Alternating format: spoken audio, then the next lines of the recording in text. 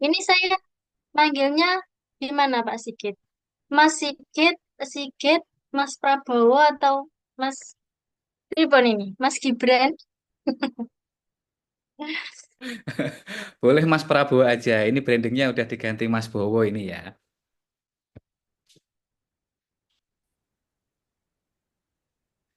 Oh, Mas Prabowo saja ya. Yang penting nggak Pak Prabowo ya, Mas Prabowo saja ya.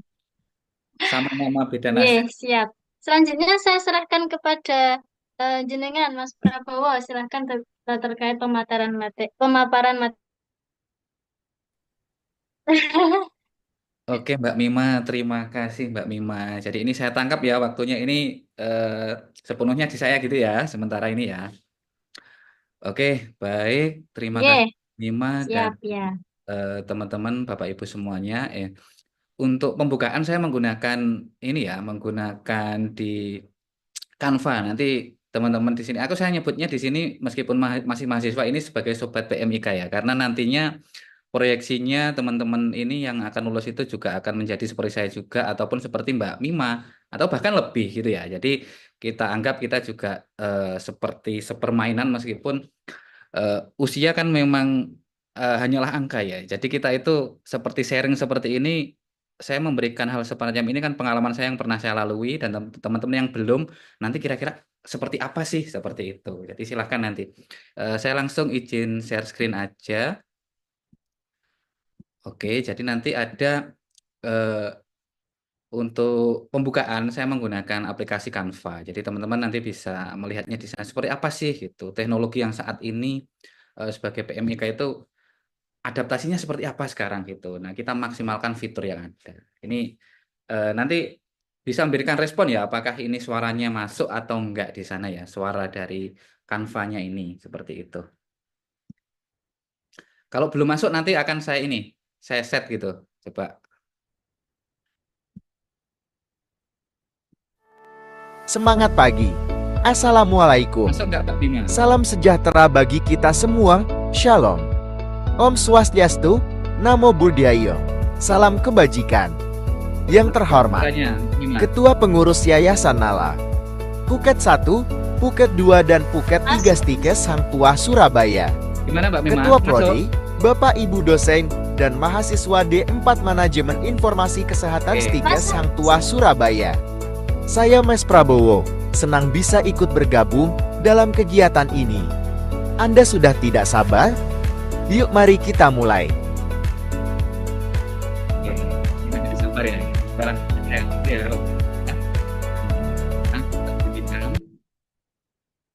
Nah, tadi kan sudah dijelaskan Mbak Bima ya. Nanti kan cuma PDF ya. Kalau kita coba kan betul seperti ini.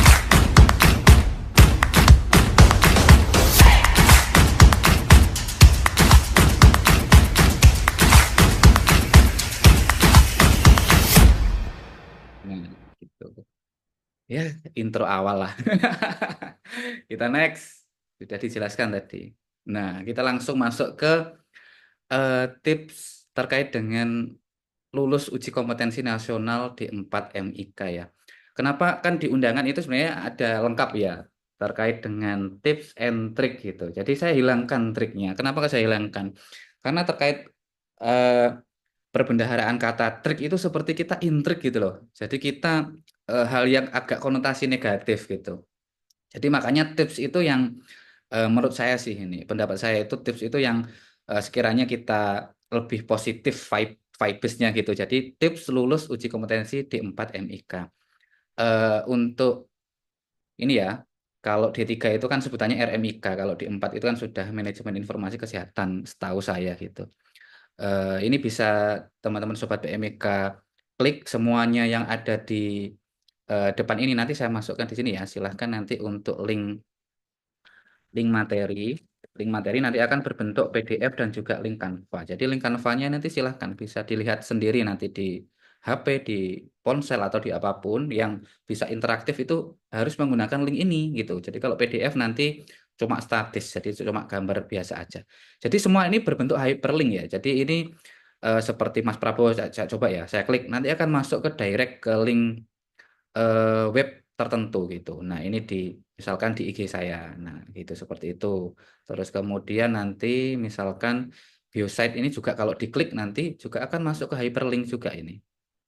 Nah, seperti itu. Jadi semua mengandung hyperlink. Jadi Sobat PMK di sini literasi yang saya gunakan itu semua saya masukkan ke dalam paparan ini. Seperti itu. Misalkan Ukomnas dari Aptir Miki ini. Juga kalau diklik gambarnya ini juga akan masuk ke Ukomnas. Jadi ini kalau nggak salah ini yang Ukomnas ya, bukan yang tryout ya.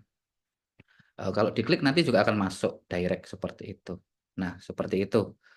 Oke, jadi teman-teman nanti bisa mencobanya bagaimana ini secara sendiri di HP-nya atau di laptopnya seperti itu. Kita lanjut aja ya. Jadi ini tips lulus uji kompetensi di 4 MIK. Oke, lanjut. Apa sih sebenarnya kompetensi itu? Nah, ini di sini saya mengharapkan dari teman-teman Sobat PMIK yang hadir mahasiswa tingkat akhir ini juga kita saling interaksi gitu. Jadi saya memberikan eh, materi, pengalaman ataupun tips nanti juga saya harap tidak statis dan bukan hanya saya aja yang ngomong. Jadi nanti misalkan Sobat PMK teman-teman itu saya minta untuk memberikan respon dan saya bertanya harus dijawab seperti itu. Supaya apa? Ya supaya kita ada interaksi dan timbal balik gitu. Jadi apa yang saya sampaikan teman-teman bisa meresponnya seperti itu. Apa sih kompetensi itu? Apa sih kompetensi? Nah, ini kompetensi saya sadur dari ChatGPT, soalnya saya sudah banyak sekali menggunakan aplikasi atau sistem ini untuk dalam berbagai kegiatan, entah itu pekerjaan atau untuk produktivitas itu. Sebenarnya banyak literasinya di sini. Jadi dari ChatGPT itu sudah dirangkum dari berbagai sumber. Kompetensi itu adalah kemampuan atau kapasitas seseorang yang mencakup kombinasi dari pengetahuan, keterampilan, dan sikap yang diperlukan untuk melakukan tugas atau pekerjaan tertentu dengan efektif, yaitu kompetensi biasanya diukur dan dievaluasi untuk memastikan bahwa individu dapat memenuhi standar kinerja yang diharapkan dalam konteks profesional atau pendidikan. Nah, ini kalau teman-teman Sobat PMK di sini kan dalam hal pendidikan ya. Jadi harus lulus uji kom dulu kalau ingin lulus 100%. Nanti prosentasenya kita lihat di sana ya. Berapa nanti. Nah, kenapa kok harus uji kompetensi? Ini dasarnya ternyata ya. Mohon maaf nanti kalau misalkan Bapak Ibu dosen dan teman-teman lainnya Sivitas dari Stikers Hang Tuah bisa memberikan mungkin itu kurang up to date atau bagaimana saya kudet. Nah, jadi yang saya himpun saya gali itu informasinya regulasinya dari sini yaitu Permendikbud nomor 2 tahun 2020 terkait dengan tata cara pelaksanaan uji kompetensi mahasiswa bidang kesehatan. Jadi ini ya. Jadi nanti ada gandengannya sebenarnya Permendikbud nomor 3 terkait dengan standar perguruan tinggi yang saya baca seperti itu. Jadi ini untuk uji kompetensinya ini yaitu proses pengukuran pengetahuan, keterampilan dan perilaku peserta didik pada perguruan tinggi yang menyelenggarakan pendidikan tinggi bidang kesehatan. Nah, ini ya. Nanti teman-teman bisa klik link unduh ini aja. Tinggal klik nanti akan masuk hyperlink lagi. Jadi saya contohkan lah. Nah, nanti akan masuk gitu. Enak yo. Jadi belajar literasinya sudah sediakan. Enak banget. Oke, oke. Oke, kita lanjut next. Kemudian proporsi penilaian kelulusan. Nah, ini ya.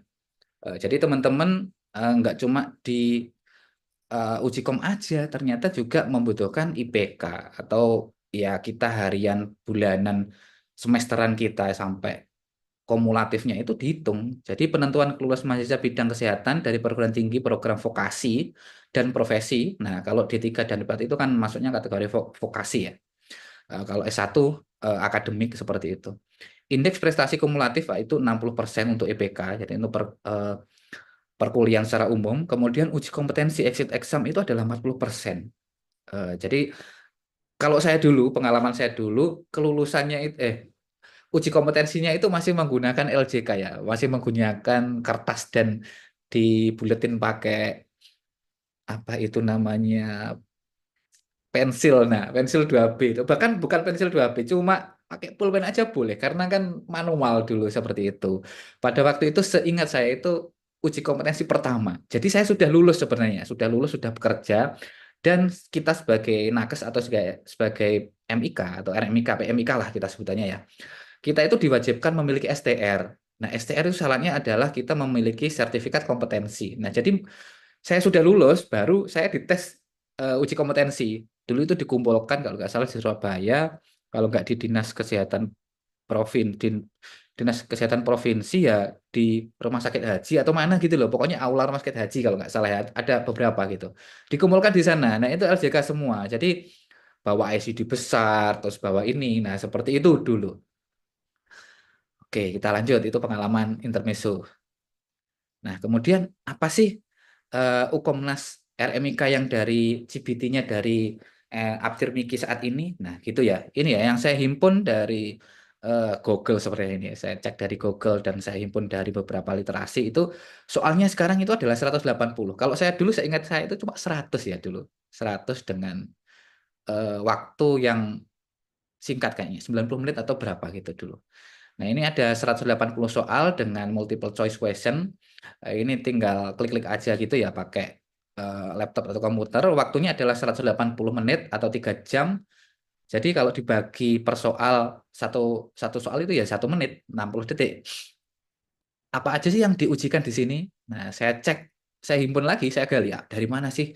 Banyak sekali literaturnya yang dari berbagai informasi itu ada 7 area kompetensi standar profesi PMIK yang pasti itu. Itu di eh, keputusan Menteri Kesehatan ya 312 312 tahun 2020 itu. Nah, ini menyebutkan 7 area kompetensi. Nilai lulus kompeten itu adalah 45 yang saya tanyakan dari Ibu dosen. Jadi kalau total semua benar itu 180 dibagi 1,8 ya sebenarnya. Jadi kan 100 nanti.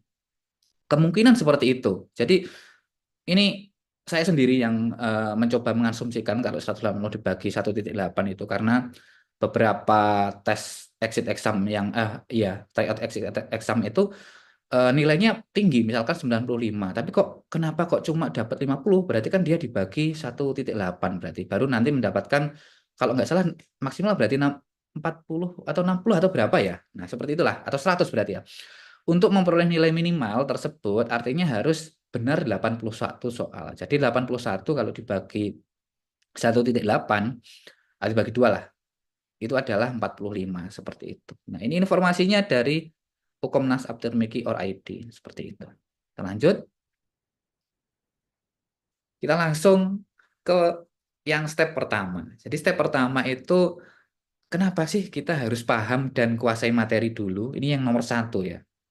Jadi dengan memahami dan menguasai materi apa saja yang akan diujikan atau menjadi soal di uji kompetensi nasional RMIK, maka Sobat PMIK telah mempunyai modal yang besar dalam memperoleh nilai maksimal. Sebab dapat dengan tepat menentukan pilihan jawaban berdasarkan literasi yang telah dipelajari. Jadi biasakan kita sudah mengerti atau paling tidak membaca materi-materinya ya terkait dengan soal-soal. Jadi saya di sini menekankan kalau pembelajaran kita itu kalau bisa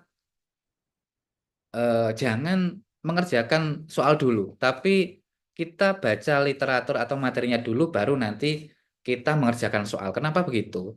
Kalau kita mau nyontek pun cepat nanti. Kalau kita pernah baca gitu, misal terkait apa coding bla bla bla, nanti di halaman berapa. Nah, kita kalau sudah pernah membaca itu nanti akan cepat mengulas, mengambil kembali materinya seperti itu. Kalau kita belum pernah membaca sama sekali kan kita nggak tahu toh mana ini, di mana carinya. Kita mau googling apa, kita mau search kan juga nggak ketemu. Nah, seperti itu. Jadi baca dulu seperti itu.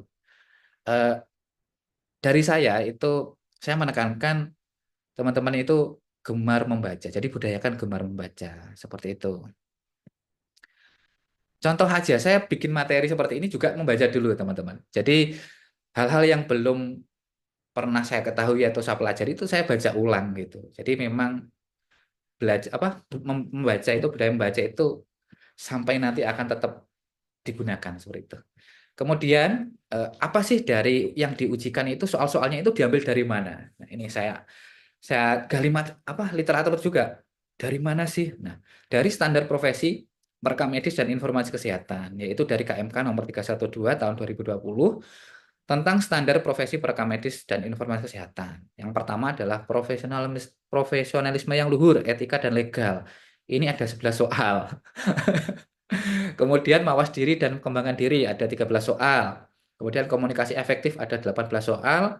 manajemen data dan informasi kesehatan ada 36 soal. Kenapa kok saya blok eh, warna apa ini namanya? Ungu. Nah, ini karena di masa-masa saat ini terkait dengan manajemen data dan informasi kesehatan itu sangat tinggi untuk perubahannya dan transformasinya, seperti rekam medis elektronik terkait dengan satu sehat, eh, portal satu sehat, kemudian terkait dengan satu data kesehatan dari Kemenkes. Nah, itu salah satunya adalah masuknya paling banyak itu di manajemen data dan informasi kesehatan. Jadi nanti teman-teman setelah lulus pastinya semuanya tetap dikuasai, namun yang menurut saya ya, yang lebih ditekankan saat ini adalah itu ya, seperti itu. Jadi nggak cuma coding aja. Coding itu dianggap, menurut saya udah ini ya, udah terkait dengan misal Cashmic, Inajibijis, kemudian iklim, Viklim dan sebagainya itu sudah berjalan sebagaimana mestinya gitu. Jadi nggak perlu terlalu ini, sudah banyak solusi-solusi terkait dengan berita acara dan sebagainya. Tapi saat ini bagaimana kita membuat solusi yang terbaik terkait dengan rekam medis yang dulunya masih kertas itu bisa berbentuk data yang memberikan informasi tepat guna seperti itu. Makanya ini saya tekankan di sini. Keterampilan klasifikasi klinis, kodifikasi penyakit dan masalah kesehatan lainnya serta prosedur klinis itu adalah ada 41 soal, masih banyak ya ini ya.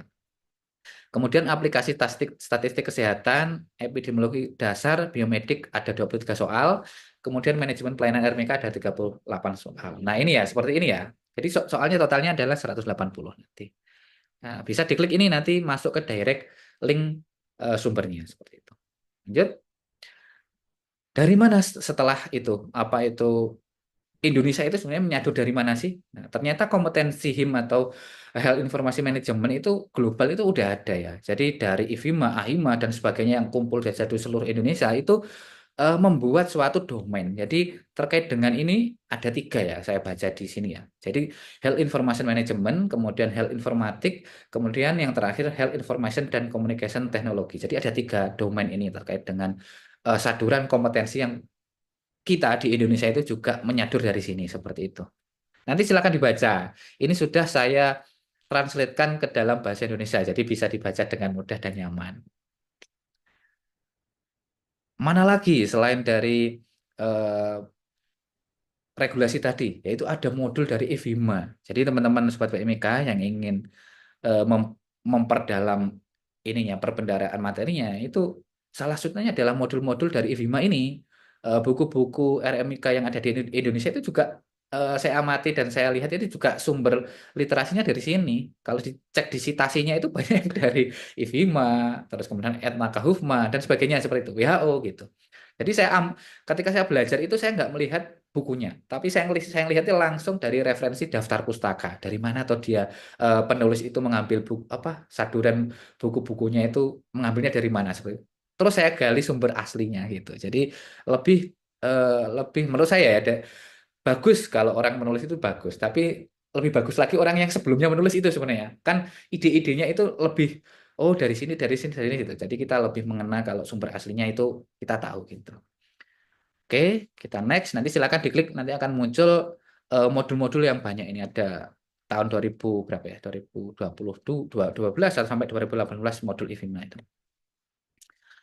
E-book lagi. Nah, ini dari WHO, ini banyak lagi, yaitu medical record dan electronic health record manual for developing countries. Jadi ini terkait dengan sebenarnya manual banget ya di sini buku-buku terkait rekam medis ya. Tapi ini masih dalam bahasa Inggris. Silakan dibaca untuk perbendaharaan aja ini. Untuk cukup tahulah yang penting. Jadi WHO itu juga menerbitkan manual book untuk rekam medis seperti itu. Kita lanjut e-book HIM dari Etna Kahufman. Nah, ini adalah ibu Etna Kahufman ini ibu ya. Jadi ibu rekam medis dunia ini ya, yang dari Australia kalau nggak salah ya. Nah, ini Health Information Management isinya itu banyak sekali yang digunakan di Indonesia juga ini. Ada translate-nya di sini sudah ditranslate oleh senior dosen kita dari eh, Sumatera yaitu Dr. R. Kardius almarhum ini sudah menyadur ini dan membahasakan Indonesia. Jadi bisa kita manfaatkan ilmu-ilmu yang dari sini. Silakan dibaca nanti ya. Mana lagi materinya yang harus kita tahu? Nah, ini udah gabungan rangkuman dari eh, pedoman penyelenggaraan rekam medis di rumah sakit di Indonesia dari tahun 1991, 96 yang direvisi 2006 itu dari yang sudah dimampatkan dan direvisi serta dimatangkan oleh Ibu organisasi profesi kita Pormiki, yaitu Ibu Gemala Harta, yaitu manajemen informasi kesehatan di sarana pelayanan kesehatan. Jadi ini wajib dibaca dan wajib dimiliki kalau menurut saya ini wajib banget ini. Namun beli bukunya yang original. Jadi belinya di mana? Saya pun juga kurang tahu. Dia dulu belinya itu di kampus ketika saya masih kuliah. Jadi nanti mungkin Stika Sang Tuas juga bisa menyediakan buku yang original. Kalau saya itu menghargai hasil karya banget gitu. Jadi harga mahal itu karena membuatnya itu juga penuh dengan perjuangan. Itu seperti itu. Jangan beli yang bajakan. Lagi ini banyak sekali ya materinya ya. Materi RMIK dari bahan ajar RMIK PPSDMK Kementerian Kesehatan. Jadi ini penting. Menurut saya dari segala buku yang tadi itu ini adalah rangkuman dari berbagai materi-materi dari Ibu Lili Wijaya, Mbak Desi Rosmala, kemudian Ibu Hosisa, terus kemudian dari semuanya lah di sini. Itu menulis dan merangkumnya dari satu. Jadi bagus banget ini. Nggak tahu ya ini mungkin dulu untuk RPL atau untuk apa, tapi menurut saya ini rangkuman yang sangat hebat terkait dengan RMK. Bisa diklik aja nanti. Isinya sudah saya masukkan di Google Drive. Jadi ini kan silakan diunduh nanti. Silakan diunduh dan dibaca, dimanfaatkan. Banyak sekali ini ya. Oke, seperti itu. Oke, kita lanjut. Mana lagi? Peraturan. Peraturan terkait dengan RMK itu banyak sekali ya. Sobat RMK dari undang-undang, peraturan pemerintah, perpres, kementerian, dan lain-lain sebagainya. Ini banyak sekali. Silakan nanti diklik ini akan muncul nanti. Banyak sekali regulasi di sini. Nah, ini yang PMK juga wajib tahu. Yang jelas PMK nomor 24 tahun 2022 terkait dengan rekam medis. Kemudian KMK nomor 1423 tahun 2022 terkait dengan ini yang penting lagi, pedoman variabel dan metadata pada penyelenggaraan rekam medis elektronik. Nah, ini saya minta bantuan teman-teman di sini bisa open mic atau merespon di kolom chat. Jadi saat ini untuk variabel metadata itu terkait metadata itu adalah ini ya seperti variabel-variabel misal kayak umur, jenis ya, data-data ordinal seperti itu ya, nominal dan sebagainya itu, terus numerik dan sebagainya itu diatur di sini. Jadi yang bisa masuk di dalam suatu sistem rekam medis elektronik itu sudah diatur. Jadi seperti contoh nama harus bagaimana, huruf kapital, terus kemudian alamat, kemudian jenis kelamin dan sebagainya itu diatur di sini. Jadi harus diseragamkan supaya data yang digunakan itu seluruh vaskes Indonesia itu bisa ditarik dengan interoperabilitas yang sama gitu. Jadi kalau datanya itu sama, metadatanya sama, ditarik itu sinkron gitu. Jadi kalau misalkan laki-laki nulisnya nanti apa LK, L doang atau laki-laki nggak utuh gitu kan ditarik nggak sama, nggak sinkron. Jadi harus disamakan seperti itu. Jadi coba sobat PMK teman-teman di sini tahu nggak sudah pernah baca ini nggak? Jenis kelamin di dalam aturan metadata itu ada berapa di sini?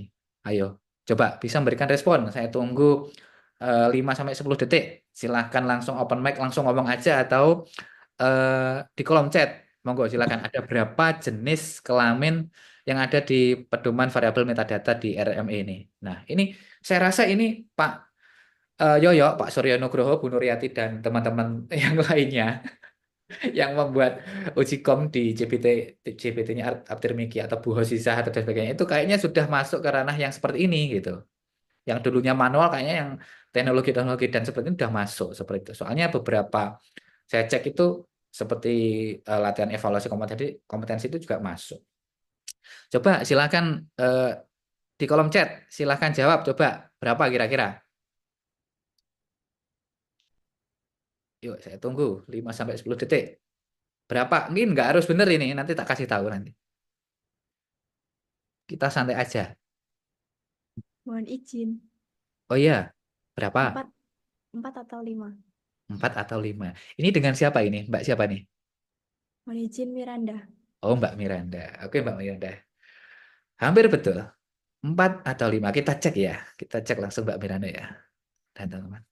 Ada berapa sih? KMK terkait variabel metadata. Jenis kelamin. Kelihatan nggak? kurang besar. Nah, ini ya. Jadi dari nama lengkap, terus kemudian nomor rekam medis, nomor NIK, bahkan bisa jadi nanti nomor rekam medis itu nggak relevan lagi nanti di dalam rekam medis elektronik. Karena apa?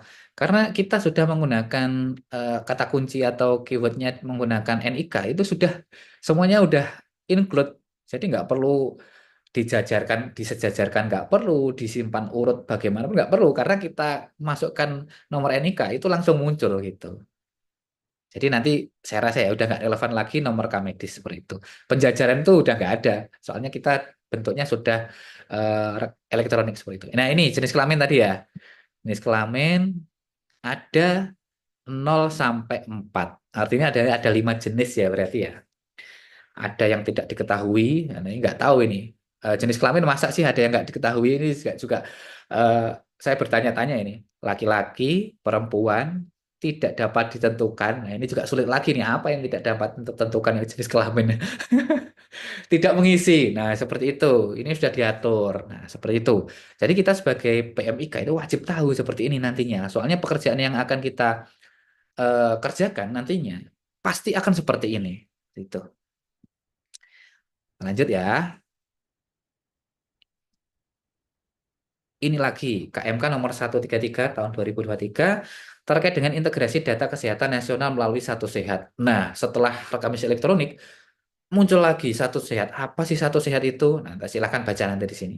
Satu Sehat platform ya. Ini adalah suatu platform yang dari DTO, Digital Transformasinya Office dari Kemenkes yang di bawahnya Pusdatin itu menggunakan ini untuk akselerasi transformasi kesehatan di bidang kesehatan ini ya. Nah, ini salah satu regulasinya. Dasarnya ini adalah sistem pemerintahan berbasis elektronik bidang kesehatan. KMK nomor 1559 tahun 2022 terkait dengan penerapan sistem pemerintahan berbasis elektronik bidang kesehatan dan strategi transformasi digital kesehatan. Nah, ini salah satunya. Yaitu penyelenggaraan pemerintah yang memanfaatkan teknologi informasi komunikasi untuk memberikan layanan kepada pengguna SPBE. SPBE bukan gas ini ya, ini adalah SPBE, sistem pemerintahan berbasis elektronik. Nanti silakan baca di sini lebih jelas. Pokoknya kata kuncinya gemar membaca. Next, pilarnya apa aja sih? Nah ini dari tadi ya, dari itu tadi eh, Kementerian Kesehatan ini punya pilar, yaitu Komitmen Transformasi Sistem Kesehatan Nasional. Pilarnya ada 6. Ada 6 ini ya, Sobat PMK ya. Yang pertama adalah transformasi layanan primer. Salah satunya ada IPL, integrasi pelayanan kesehatan primer di puskesmas dan sebagainya, klinik. Nah, seperti itu. Kemudian transformasi layanan rujukan, basis rute, dan sebagainya. Kemudian transformasi sistem ketahanan nasional, sini sudah ada ini. Transformasi pembiayaan kesehatan, entah dari Kesmik, JKN, yang kemudian ada INAJIBIJIS, kemudian ada kapitasi, seperti itu. Transformasi SDM kesehatan yang sekarang udah ada platform SKP platform, SDMK, Satu Sehat SDMK, dan sebagainya. Transformasi teknologi kesehatan. Nah ini masuk di rekam elektronik, masuk yang ke-6 ini ya. Nah, ini. Saat ini Kita terdapat ini. 400 aplikasi kesehatan milik pemerintah yang belum saling terintegrasi. Termasuk aplikasi kesehatan milik developer swasta yang belum terintegrasi dengan ekosistem layanan kesehatan Indonesia. Belum adanya standar format interoperabilitas berdampak pada metode pengintegrasian yang berbeda antar satu aplikasi dengan aplikasi lain. Kondisi ini tentu membebani tenaga kesehatan yang harus menginput data berulang kali pada aplikasi berbeda. Hal ini menghambat pengambilan keputusan di bidang kesehatan. Tetapi semua itu tidak seharusnya terjadi. Platform IHS, Indonesia Health Services, dikembangkan sebagai solusi integrasi sistem informasi kesehatan di Indonesia. Platform IHS menjadi penghubung seluruh ekosistem pelaku dalam industri kesehatan. IHS menyediakan spesifikasi dan mekanisme terstandar untuk proses bisnis, data, teknis, dan keamanan. Fasilitas kesehatan dengan aplikasi yang saat ini dipakai dapat bergabung tanpa perlu membuat aplikasi baru selama menyesuaikan dengan platform IHS. Akan ada Secure Single Identifier ID berisi informasi kesehatan pasien yang memastikan setiap masyarakat Indonesia dapat mengakses layanan kesehatan yang berkesinambungan. Pertukaran data informasi kesehatan dengan mudah melalui standar HL7 FHIR yang berbasis API. platform IHS menggunakan standar informasi klinis, yaitu ICD-10, ICD-9-CM, dan LOIN. Dengan adanya integrasi data kesehatan menggunakan platform IHS, koordinasi antar Fasienkes lebih efektif karena kemudahan komunikasi untuk mencari layanan rujukan. Koordinasi yang lebih baik antara fasilitas layanan kesehatan sehingga tenaga kesehatan fokus pada penyelamatan nyawa daripada administrasi. Selain itu, pengambilan keputusan pemerintah akan menjadi lebih cepat karena berbasis data dan informasi yang tepat dan akurat. Riwayat pengobatan pasien juga dapat terpantau dengan detail dan runtut meski pasien berobat di fasilitas pelayanan kesehatan yang berbeda, sehingga meningkatkan kemampuan pemerintah untuk deteksi dini, pencegahan, dan respon terhadap seluruh penyakit. Mari bergabung dalam beta testing platform IHS. Untuk informasi lebih lanjut, kunjungi website dto.kemkes.go.id atau s.id/IHSbeta.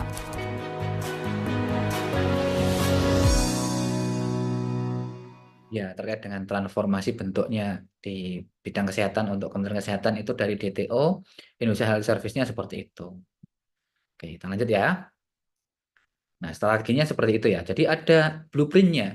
Jadi silakan dibaca nanti terkait dengan strategi transformasi digital kesehatan. Jadi ini bukan cuma sunnah lagi, ini wajib tahu. Soalnya nanti pemerintah itu akan ke arahnya akan kemana gitu. Jadi kita sebagai PMIK itu juga harus bisa mengerti. Jadi kita nggak cuma melaksanakan regulasi, tapi juga menyongsongnya ya. Jadi kita harus mengerti dulu. Jadi mungkin ide-ide yang brilian itu malah timbul dan muncul itu dari teman-teman ini, bukan dari orang yang sudah lama gitu. Jadi mungkin ada inisiasi baru atau apa gitu, dibaca nanti bisa memberikan masukan dan sebagainya gitu.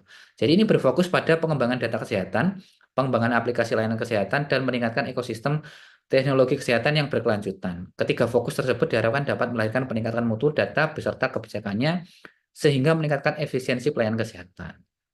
Oke, kenapa kok tadi ini kan sebenarnya tipsnya ini ya untuk uji kom ya.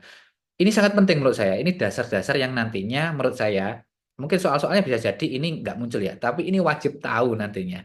Misalkan kalau diminta untuk memberikan latihan soal atau apa, pasti akan saya berikan ini. Soalnya ini di kenyataan nanti pasti akan muncul dan akan terjadi. Dan teman-teman kalau sudah di tempat kerja itu nggak ada yang bisa dimintain tolong selain diri sendiri. Jadi kalau kita nggak ngerti ya kita harus menggali sendiri seperti itu. Kita harus cari dan sebagainya. Jadi kalau bisa kita berpijak pada diri sendiri dulu sebelum ke dosen, ke teman dan sebagainya. Kita harus tahu gitu. Nah, ekosistemnya di sini ada apa aja? Nah, seperti Satu Sehat Platform, Satu Sehat Data, Satu Sehat SDMK, Mobile, kemudian klaim logistik, Sehat Indonesiaku, dan sebagainya. Nah, Satu Sehat Platform itu apa aja sih? Nah, sebenarnya banyak sekali ini.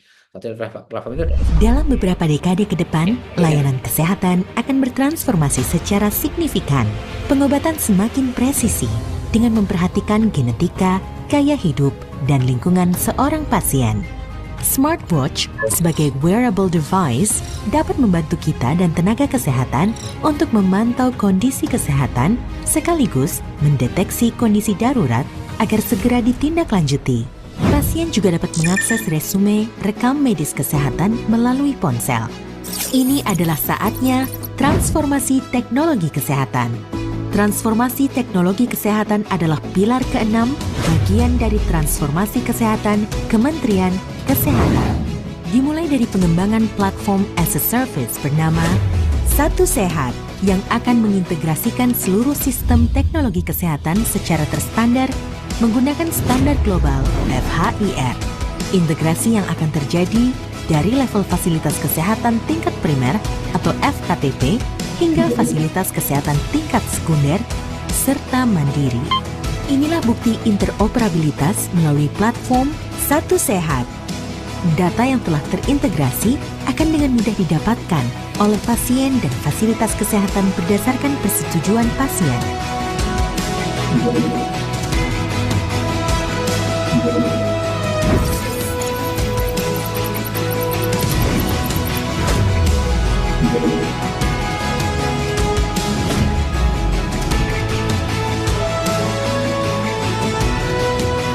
Transformasi kesehatan Satu Sehat. Nah, itu bentuknya satu sehat seperti itu ya, Sobat PMIK ya. Jadi eh, harus tahu ini, wajib tahu. Satu sehat mobile. Kesehatan dan kesejahteraan Ini- masyarakat ini merupakan NXP ya. prioritas utama. Selama pandemi Nah, transformasi teknologi kesehatan kalau di pilar ketiga itu keenam itu digitalisasi rekam medis dan integrasi satu sehat platform. Nah, ini salah satunya seperti ini. Oke, kita next. Nah, contohnya apa? Contohnya adalah rekam medis elektronik. Ini rekam medis elektronik punyanya dari Kementerian Kesehatan, yaitu SIMGOS, Sistem Informasi Manajemen yang berbasis open source ya. Jadi ini bisa dimanfaatkan dan bisa dikembangkan secara terbuka seperti itu. Nanti silahkan. Kalau diklik nanti akan masuk ke SIMGOS-nya langsung ini. Oke. Nah, contoh EMR di tempat saya bekerja di Puskesmas Pucana seperti ini ya, Sobat PMIK. Jadi perlu ketahui interface itu tergantung masing-masing kita untuk membuildnya atau UX ya, user interface-nya itu. Jadi formulir, entah itu tata letak dan sebagainya secara elektronik itu kita sendiri yang bisa ininya sama. Yang penting itu PPA atau eh, penanggung jawab pelayanan seperti asuhan seperti itu ya. Itu wajib nyaman dan mempermudah mereka, bukan mempersulit gitu. Jadi kita teori rekam medis yang banyak dan berjibun itu nggak perlu maksudnya kita terapkan itu dengan adaptif itu. Jadi nggak harus secara 100% harus plek-ketiplek atau apa, tapi kita sesuaikan dengan kenyamanan dan eh, yang paling mudah pengisian dari PPA tersebut gitu. Jadi bisa jadi interface-nya masing-masing rekam medis elektronik rumah pasien ke satu dan pasien ke lainnya itu berbeda, nggak masalah seperti itu. Soalnya untuk mempermudah dan menyamankan PPA untuk menginputnya seperti itu. Kalau terlalu ribet kan ya males atau nggak enak seperti itu. Ini contohnya seperti ini.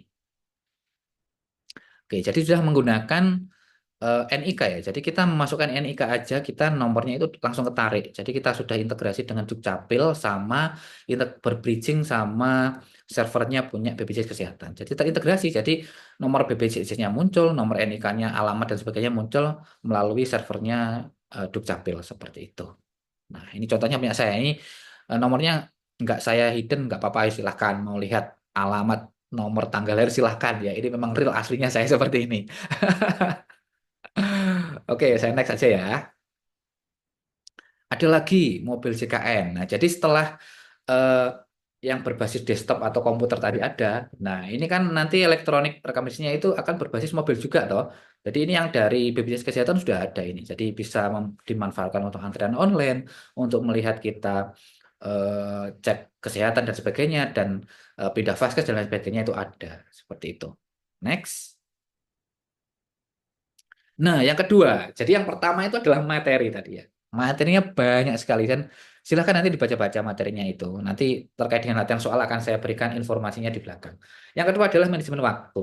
Jadi periksa jumlah soal dan alokasikan waktu. Periksa jumlah soal yang harus dikerjakan, alokasikan untuk mengerjakan setiap soal. Prioritaskan soal-soal yang membutuhkan waktu lebih lama atau yang dianggap lebih sulit sesuai pengalaman dan regulasi terkait waktu yang disediakan saat uji kompetensi nasional RMIK, yaitu 180 soal dengan 180 menit. Artinya per soal waktu yang tersedia adalah 1 menit atau 60 detik. Jadi maksimalin ini ya. Nah, kita next aja. Manajemen waktu, diingat yang kedua. Yang ketiga adalah skimming atau membaca cepat. Yaitu skimming adalah teknik membaca cepat dengan cara membaca sekilas untuk mendapatkan suatu informasi dari bacaan. Skimming dilakukan untuk melakukan pembacaan cepat secara umum dalam suatu bahan bacaan. Dalam skimming, proses membaca dilakukan secara melompat-lompat dengan melihat pokok-pokok pikiran utama dan bacaan sambil memahami tema besarnya. Selain untuk mendapatkan gagasan utama dari sebuah teks. Jadi saya contohkan ya, saya ini ya, saya ngomong cepat kayak gini ya, kayaknya terbiasa dulu ketika latihan mengerjakan soal gitu. Saya dulu ketika mengerjakan soal itu saya baca itu bukan deskripsinya, tapi pertanyaannya apa yang dimau soal baru saya membaca apa ininya redaksinya yang panjang cerita gitu misalkan. Apa yang dimau soal itu sebenarnya apa gitu. Misalkan bla bla bla, misalkan Doni pergi ke pasar bla bla bla. Yang ditanya itu Doni naik apa gitu kan. Misalkan di dalam cerita Doni naik sepeda, jadi sudah jawabannya naik sepeda itu. Kan menyingkat waktu gitu ya.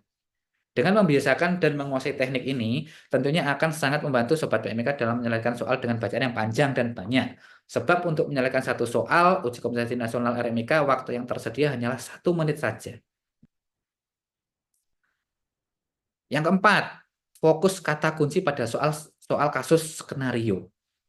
Yaitu ketika membaca soal, cari kata-kata yang penting dan mencolok, seperti kata kerja yang mengindikasikan apa yang diminta. Seperti yang saya sebutkan tadi ya. Itu biasanya membaca pertanyaannya dulu gitu. Jadi contohnya adalah hitung, identifikasi, jelaskan, bandingkan. Nah, itu saya baca dulu, baru nanti ke soalnya saya. Dengan menyoroti kata kunci ini, Sobat PMK dapat memahami persis apa yang perlu Sobat PMK jawab, serta latih keterampilan dalam menyelesaikan kasus praktis yang sering muncul dalam ujian. Ini melibatkan analisis situasi nyata dan penerapan pengetahuan teori seperti model soal vignette atau skenario tadi. Kemudian HOTS, Higher Order Thinking Skill. Jadi HOTS itu diangkat di atasnya LOTS ya. Jadi low order thinking skill itu kayak mungkin levelnya beda. Kalau higher thinking ini biasanya ada kasus-kasus yang lebih kompleks seperti itu. Nanti contohnya soalnya saya kasih simulasinya kok. Yang kelima, kerjakan dulu soal yang pasti Anda bisa. Tentukan jawaban yang diketahui terlebih dahulu. Ketika mulai mengerjakan soal, mulailah dengan menjawab soal yang Sobat PMK tahu dengan pasti. Ini akan membantu Sobat PMK menghemat waktu, sehingga Sobat PMK dapat fokus pada mengerjakan soal-soal yang lebih sulit nantinya. Jadi, kalau ada soal yang benar-benar sudah tahu, sudah bisa, langsung kerjakan. Itu poin nanti. Dan kalau ada soal yang sulit, terus terlihat susah, tandai dulu, skip dulu aja. Nanti lewati, kalau ada waktu lagi kita kembali ke situ. Jadi yang soal sulit itu kan kita kayak main dadu ya, bisa benar atau salah. Kalau banyak salahnya lewati aja. Kita cari soal-soal yang benar-benar kita bisa dan memperoleh skor seperti itu. Nah, ini tadi lanjutan dari yang nomor 5 tadi. Nomor 6 dulu, hindari terjebak pada satu soal. Jika Sobat PMK merasa kesulitan dengan suatu soal, jangan terus-menerus mencoba menyelesaikannya. Berikan diri waktu Anda yang singkat untuk berpikir, dan jika masih tidak berhasil, lanjutkan ke soal berikutnya. Anda dapat kembali ke soal tersebut setelah menyelesaikan soal-soal yang lain jika masih ada waktu tersisa. Nah, kalau misalkan sudah ada hitungan statistik apa terkait dengan bor, loss rate, dan sebagainya yang statistik itu, dan kayaknya udah bundel, udah lupa rumusnya dan sebagainya, itu lewati aja. Jangan terlaku sampai 1, 2, 3, 5 sampai 10 menit di situ. Jadi nggak perlu dipikir ulang. Kita ketika mikir dikejar waktu atau di bawah tekanan itu pasti agak bundel dan ngeblank ya. Jadi lompati aja dulu, tandai dulu gitu. Yang ketujuh, nah ini pastinya persiapkan mental dan fisik. Istirahat yang cukup, tidur dengan cukup di hari ujian untuk memastikan kondisi fisik dan mental Anda optimal. Jadi jangan begadang ya kalau mau tes UKOMNAS seperti itu ya. Kemudian nutrisi dan kesehatan, jaga pola makan dan hidrasi untuk menjaga energi dan konsentrasi saat ujian. Jadi pola makannya juga diatur gitu. Jadi pengalaman saya itu ketika tes ujian apapun, itu tes uji kompetensi, tes apapun ya, bukan kalau bisa ya, ini tergantung masing-masing orang ya. Kalau saya itu H-1 itu justru nggak belajar sama sekali, nggak membuka buku. Jadi ketika sudah selesai, misalnya 1 bulan atau 1 minggu saya drilling ya, 1 sampai 5 hari, yang hari ke-6 itu saya off. Jadi saya nikmati me time, pengen lihat scroll TikTok, lihat IG, saya bermain atau saya nonton drakor juga, saya nonton drakor. Jadi H-1 benar-benar saya istirahatkan otak supaya nanti ketika hari H itu sudah maksimal dan kita dengan perasaan yang nyaman dan senang seperti itu, enggak forsir, tertekan. Soalnya kenapa? Ketika kita sudah membaca di hari pertama sampai hari kelima, itu sebenarnya itu memori-memori yang di dalam otak itu sudah menyimpannya atau merekamnya. Jadi kita tinggal menggali aja nanti ketika hari H seperti itu. Jadi mau salah 100% itu kayaknya enggak deh, karena kita sudah pernah baca itu, pasti nanti soal-soal itu akan terbersit kita. Oh, aku pernah baca ini, nanti ini itu, seperti itulah. Itu pengalaman saya. Tapi masing-masing orang punya style belajar dan mengerjakan masing-masing ya. Untuk yang pengalaman saya itu bisa diterapkan, bisa juga enggak. Nomor 8, perhatikan detail ujian, yaitu bacalah instruksi soal dengan seksama. Pastikan Anda memahami apa yang diminta sebelum menjawab. Jadi kalau soalnya diminta menjawab kecuali, kemudian mana yang salah dan sebagainya, itu ya jangan pilih jawaban yang benar, pilih jawaban yang salah gitu ya. Jadi perhatikan instruksinya. Kenali format soal, apakah pilihan ganda, isian singkat, dan esai, dan sesuaikan strategi menjawab Anda. Jadi kalau di sini kan pasti MCP ya, multiple MCQ ya, multiple choice question ya. Jadi ABC tinggal klik-klik aja gitu. Oke, yang kesembilan yaitu percaya diri, berdoa, dan minta restu kepada siapapun ini. Eh, Hempaskan pesimis dan tebalkan rasa percaya diri.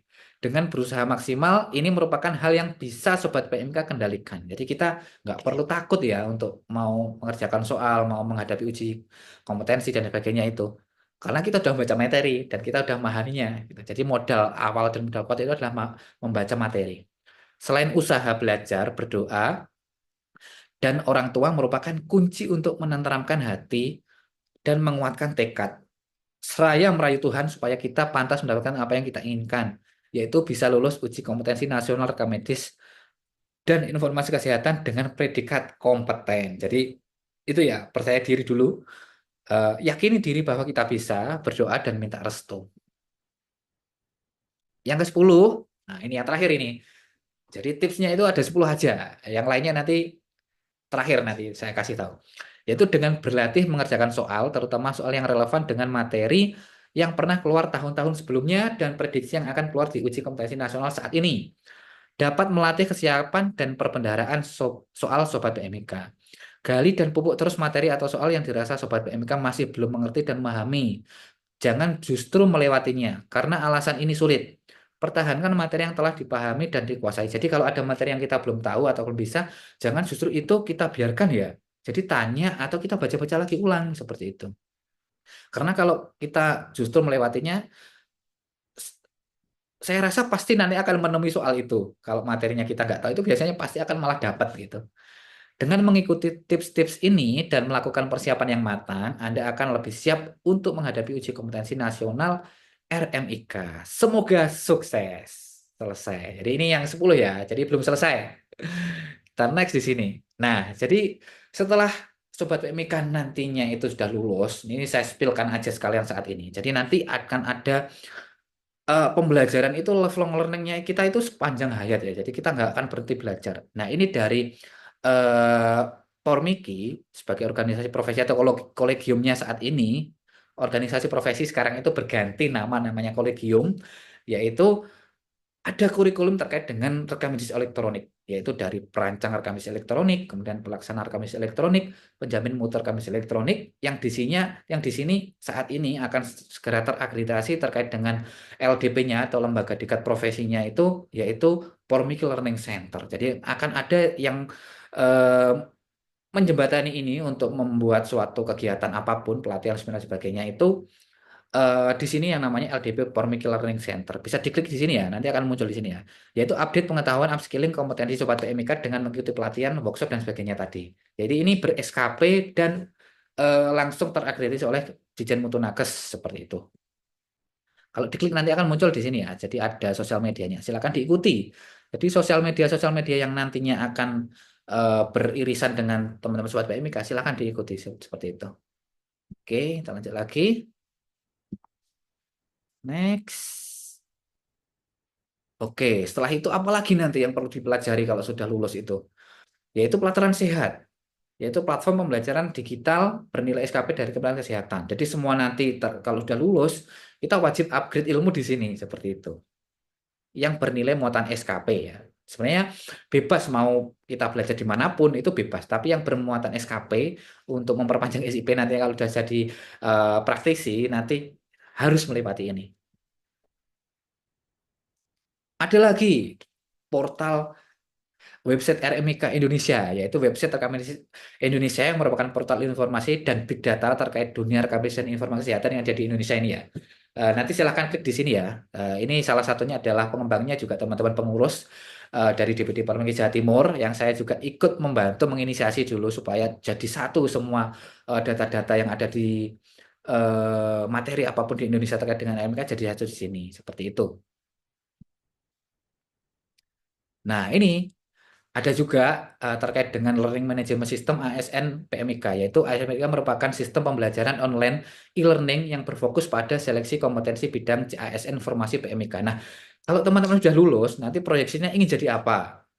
bisa jadi pengembang teknologi informasi bidang kesehatan, entah itu startup, jadi pengembang rekam medis elektronik, jadi praktisi dimanapun, plat merah ataupun plat kuning, swasta atau pemerintah, PNS ataupun swasta atau P3K dan sebagainya itu bebas. Yang penting tetap menjadi PMIK toh di sana. Atau akademisi seperti Mbak Mima, Mbak Atika Mima, Mbak Maya dan Bapak Ibu dosen yang ada di Kesang Tuah di sana di prodi di 4 MIK-nya. Nah, seperti itu. Jadi proyeksinya sudah kita eh, ini ya, kita coba rencanakan dari sini. Kalau saya dulu nggak punya rencana. Saya itu yang penting lulus, sluman-slumun gitu, lulus selesai, kerja, dapat cuan, udah selesai gitu aja.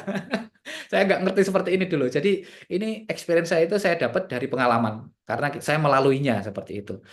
Kemudian sampai di saat ketika dulu itu saya sangat apatis dan cuek terkait dengan seleksi eh, di CASN seperti itu. Saya males gitu, males belajar gitu.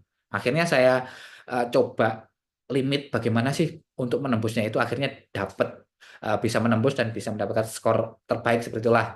Dan saya bikinkan itu eh, materi-materi yang pernah saya pelajari itu saya masukkan ke dalam web. Jadi bisa digunakan dipelajari teman-teman nantinya kalau ingin masuk ke ranah ini seperti itu. Next. Nah, ini yang penting lagi. Jadi teman-teman kan sudah di sini sudah mencoba TO dari CBT-nya, UKOM-nya dari Aptirmiki belum? Mbak Mima dan teman-teman Sobat Mika sudah yang dari 28 Juli kemarin sudah maksimal 28 Juli itu udah ikut UKOM-nya atau belum? Coba bisa memberikan respon di chat atau bisa langsung open mic. Sudah dua kali Mas Sigit. Gimana Mbak Mima? Sudah? Belum? TO per minggu sudah 2 kali. Oh, sudah ya? Sudah 2 kali. Oh, Ya. sudah 2 kali. Oh iya, berarti udah merasakan bagaimana rasanya memperoleh skor 45 itu yang sangat sulit sekali ya.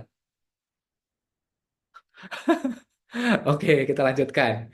Jadi nih di sini nanti akan ada soal terkait dengan uji pengetahuan RMIK, uji kompetensi RMIK, evaluasi kemampuan RMIK. Kalau pengetahuan ini dari berbagai buku yang saya sadur, saya bikinkan di Google Quiz seperti itu. Karena dulu saya belum membuat platform LMS, jadi masih dalam bentuk Google Quiz.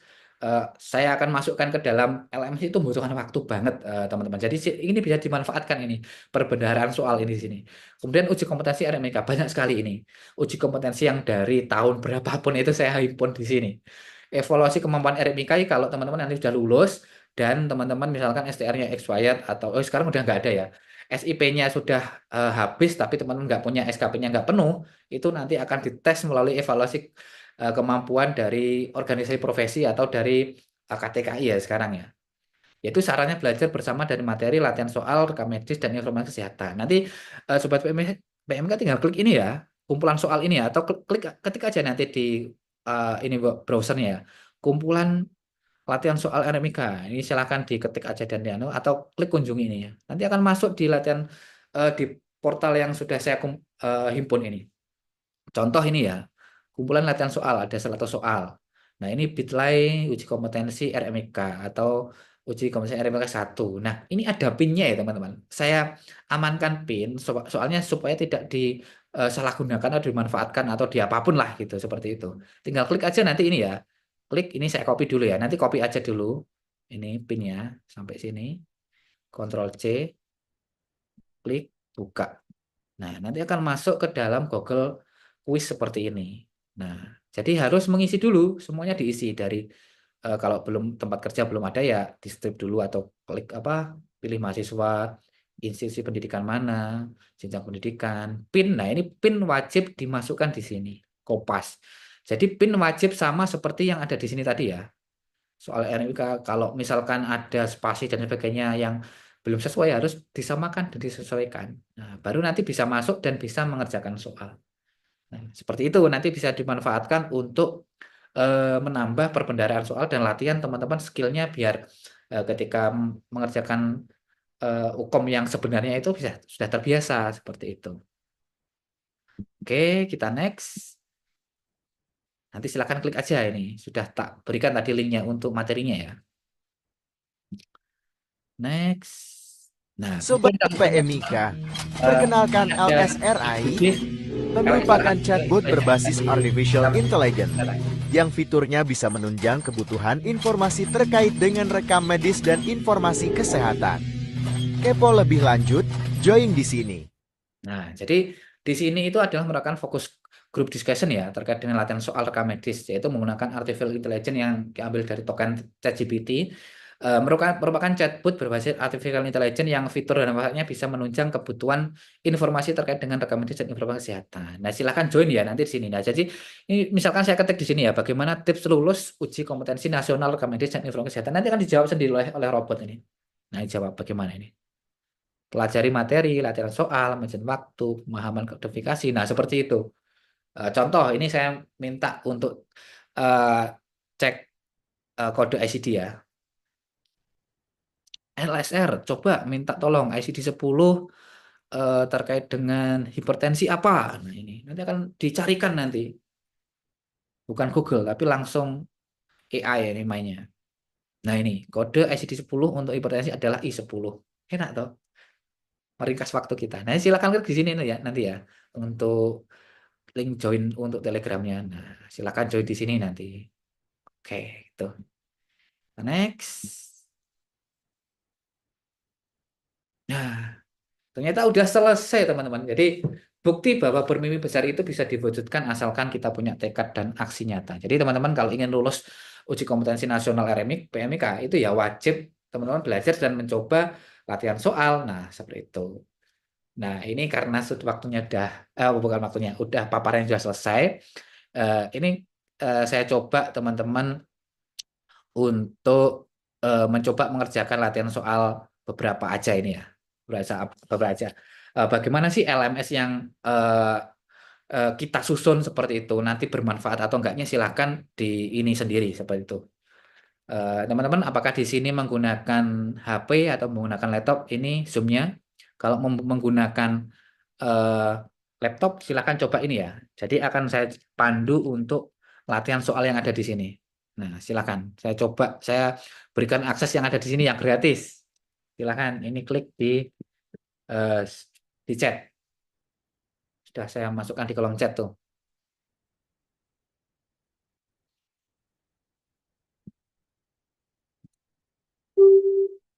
Silakan linknya dibuka ya di chat Nah, silakan Mas buka, Prabowo. biar langsung simulasi.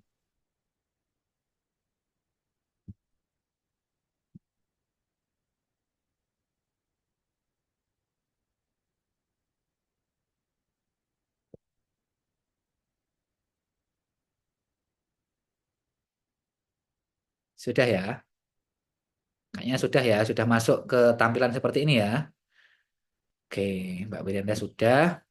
Kalau sudah, ini tak logout dulu. Kalau sudah silahkan klik.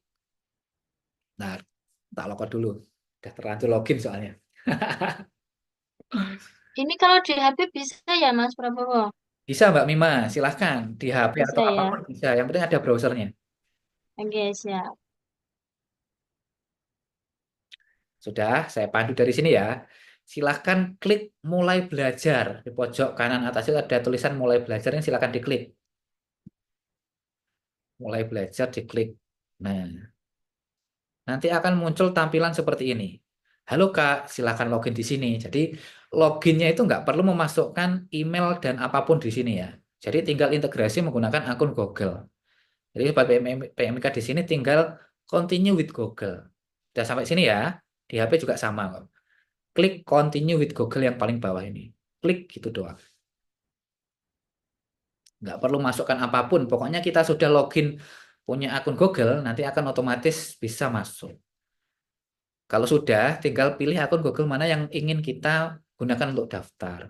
Ini saya contohkan, saya menggunakan akun saya Mas Prabowo ini.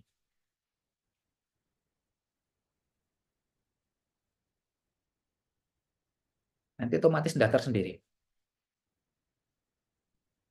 Nah, kalau sudah nanti tampilannya seperti ini. Gimana? Teman-teman sudah masuk ke sini? Sudah sampai ke sini? Atau belum? Saya tunggu. Yang kesulitan silahkan langsung chat aja atau langsung open mic.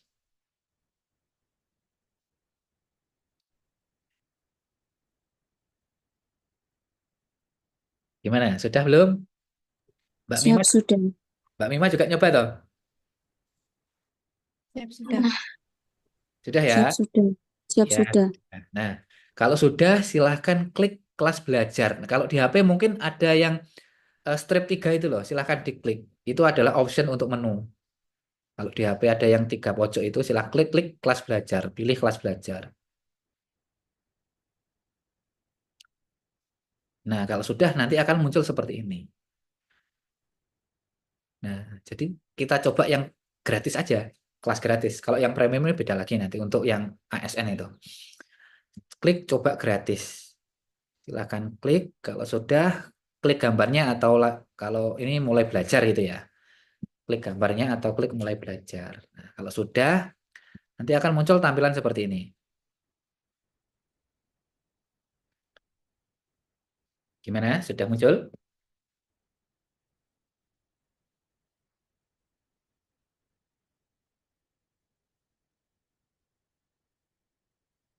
Ada yang kesulitan?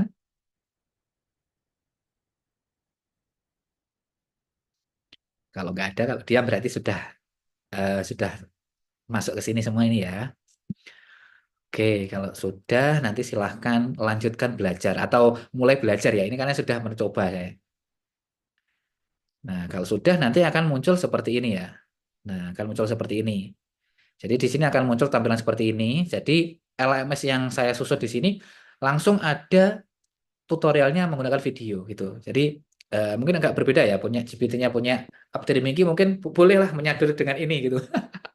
Ada tutorialnya dan sebagainya sekaligus nanti pembahasannya seperti apa bisa lebih enak. Jadi mahasiswa itu nggak cuma tahu nilainya aja, tapi tahu jawaban soalnya dan juga penyelesaiannya gitu. Nah, ini seperti ini. Nanti misalkan teman-teman di sini yang langsung latihan aja ya. Teman-teman sudah masuk ke sini. Nah, ini kan di tab kiri itu ada sistem seleksi CASN, kemudian ASN, PMIK, materi RMIK. Nah, ini semua bisa diklik ini ya, dibuka semua. Misalkan dari peraturan, kita klik peraturan. Nanti akan muncul materi-materi terkait dengan peraturan. Nah, peraturan RMIK. Nah, ini undang-undangnya belum udah update nih, UU nomor 17 dan sebagainya. Nah, ini undang-undang yang perlu sobat PMIK tahu nih di sini nih. Banyak ya. Nah, ini ada videonya, tinggal klik aja nanti. Oke, sobat PMIK, kita masuk di pembelajaran bab materi RMIK. Jadi setelah ASN PMIK tadi, nah seperti itu ya. Terus kemudian ini teman-teman langsung kita coba untuk latihan soal ya. Latihan soal yang untuk bidang RMIK aja. Jadi di sini sebenarnya ada bidang dasar untuk CASN atau PNS dan juga ada bidang untuk yang dasar, yang bidang untuk RMIK. Nah ini yang soal SKB-nya ya, seleksi kompetensi bidang. Nah ini seleksi kompetensi bidang ini hampir mirip-mirip dengan soal-soal uji kom seperti itu. Coba ini kita selesaikan beberapa soal dulu aja ya. Tinggal klik mulai kuis. Teman-teman sudah nyampe sini belum? Kalau belum ya ngikuti saya aja ya. Jadi nanti caranya seperti itu. Klik mulai kuis, nanti akan muncul timingnya juga, timernya nanti akan muncul. Nah ini ya contohnya. Ini teman-teman yang jawab teman-teman lah. Aku yang bacain aja. Ini per soal saya buat waktu itu 1 menit. Jadi 5 menit untuk mengerjakan 5 soal ini. Saya bacakan ya. Beberapa dari tugas pokok assembling adalah merakit kembali formulir rekam medis bersamaan dengan melakukan kegiatan penelitian terhadap kelengkapan data rekam medis pada setiap lembar formulir rekam medis sesuai dengan kasusnya. Berikut adalah kegiatan assembling terhadap rekam medis yang diterima setelah dari pelayanan, kecuali. Nah, kecuali ini agak sulit. Kecuali itu, kalau menurut saya itu males sih. Karena kita harus mencari jawaban yang salah. Di mana jawabannya benar semua. A. Mengecek formulir tindakan medis harus ada laporan operasinya. B. Mengisi catatan di formulir rekam medis yang belum lengkap. C. Formulir lembar kematian harus ada laporan sebab kematian. D. Mengambil kembali rekam medis yang tidak lengkap 2 kali 24 jam setelah penyerahan. E. Mengembalikan penggunaan formulir catatan dan laporan terhadap tersebut dengan menggunakan buku pengendalian penggunaan formulir rekam medis. Coba teman-teman kalau ini A, B, C, D, E ini jawab yang apa? Boleh langsung open mic atau di kolom chat? Yuk. Bisa yuk. Mohon izin Tiga yang menit B. nih. Yang apa? Yang B. B. Yang B ya. Oke, kita next aja. Selanjutnya. Kemudian yang kedua, seorang pasien yang merupakan pensiunan PNS datang kontrol kesehatan pada poliklinik penyakit dalam salah satu rumah sakit yang kemudian dirujuk secara internal ke Polibedah. Oleh dokter, pasien tersebut terdiagnosa non-insulin diabetes mellitus atau NIDM ya. Kemudian disertai dengan gangren pedis. Berapa kode ICD-10 yang tepat untuk diagnosis tersebut guna entry claim di Inaji Bijis? Nah, silakan dibaca ini. A. E010.5, B. E10.9, C. E11.2, D. E11.9 plus R02. Yang E11.5. Yang mana? Yuk, yuk, yuk. Bisa yuk.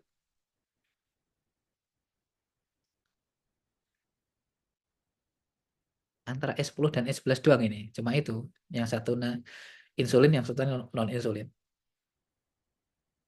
Ayo, kira-kira yang mana? Yuk. Kurang 2 menit. Let's go, let's go. Nggak usah buka ICD. Kira-kira aja.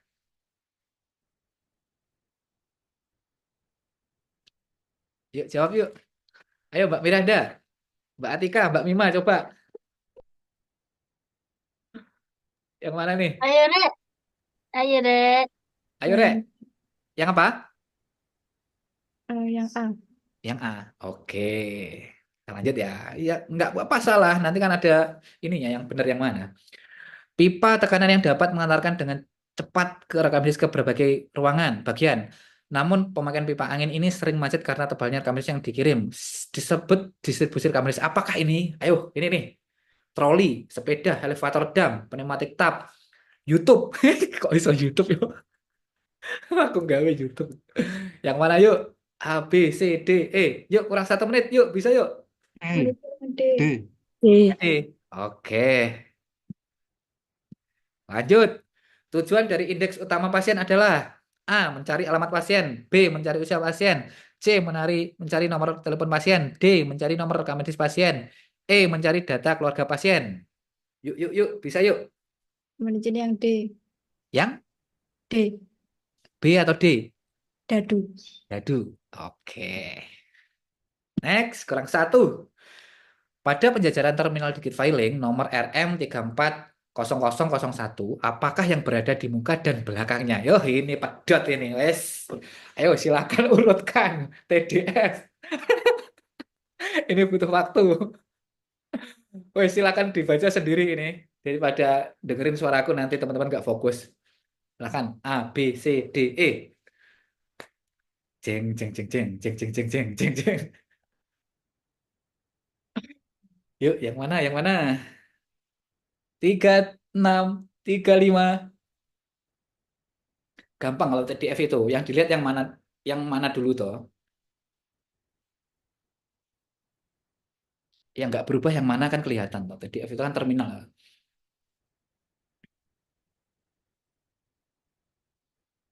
Yang depan pasti nggak berubah kalau TDF. Urutannya yang itu primer, tersier, sekunder apa? Ya primer, 10, sekunder, tersier. 9. Ayo, Ayo, Rek. Sing di, Rek. ayo Rek. 5, 4. Ayo wes tak jawab aja wes. B, Nah, B, ini B, B, B. udah terlanjur tak jawab nanti kita lihat ya. Jadi hari ini Apa jawab B, Rek? lulus ini loh 80%. Jadi ini saya passing grade-nya 80% karena tes CPNS itu adalah 80% untuk lolos minimal gitu. Ini tanggal 3 bulan 8 2024. Jamnya kok jam 7 ya. Ini jadi pertanyaan ada ini kita cek ya detailnya ya di sini. Apa tadi yang salah? Nah, ini. Nomor 1 benar, yaitu terkait dengan mengisi catatan formulir yang belum lengkap. Benar tadi ya, sampling tadi ya. Terus kemudian yang nomor 2, yang NIDDM tadi ternyata salah ya. Harusnya E11. Kenapa oke E11 ya? E10 itu kayaknya eh, yang dependen ya. Jadi yang membutuhkan insulin, yang non insulin E11. Jadi benar udah poin 5. Jadi memang poin 5 untuk gangren. Jadi nggak perlu tambahin R02 untuk gangren ya. Jadi udah include di situ E11.5. Itu ini masuk ke kategori ini ya. Coding bukan gabungan ya. Udah kombinasi coding gitu ya. Kemudian pneumatic tab benar. Kemudian yang 3, loh ini benar penjajaran tadi. Padahal saya tadi random ini ya, yang mencari nomor rekam medis indeks utama benar. Kemudian mengisi catatan formulir rekam medis ini juga benar. Oke lah, jadi ya udah lumayan. Yang salah cuma satu ini tadi, yang E11 tadi. Oke, begitu ya teman-teman. Jadi waktu dan juga perbendaharaan soal atau kita melatih bagaimana mengerjakan soal itu juga berpengaruh nanti jam terbangnya ketika kita mengerjakan soal. Jadi nggak perlu khawatir. Jadi kita latih aja nanti teman-teman seperti itu. Sering-seringlah mengerjakan soal. Oke, jadi silakan dicoba-coba ini boleh di sini. Silakan coba-coba yang gratis silakan coba. Kalau ingin soal yang banyak nanti di sini tadi. Jadi silakan klik di sini nanti akan ada soal banyak sekali.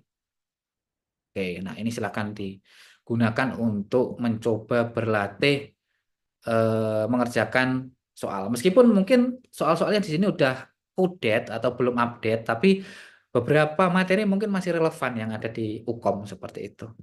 Oke, begitu teman-teman Sobat PMK, Mbak Mima, dan Bapak Ibu dosen yang hadir di kegiatan kali ini. Mungkin sekian apa yang bisa saya sampaikan. Apabila ada yang ingin ditanyakan atau apa, itu bisa langsung kita sharing bareng di sini. Selain dari ini yang sudah saya sampaikan, silakan ditanyakan. Begitu. Waktu dan kesempatan saya kembalikan lagi ke Mbak Atika. Terima kasih. Monggo Mbak Mima, silakan. Terima kasih Mas Prabowo. Sangat ini ya, tips-tipsnya sangat luar biasa sekali. Intinya adalah teman-teman harus banyak literasi, lebih banyak membaca lagi, terutama peraturan-peraturan ya. Kemarin kita juga sudah bahas di bimbingan UKOM, beberapa peraturan sudah saya share juga ke teman-teman.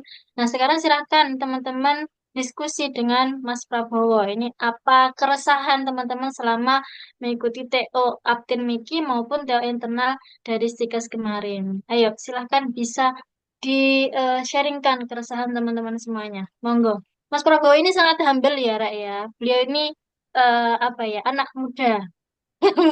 Jiwanya masih muda sekali. Ya, monggo teman-teman.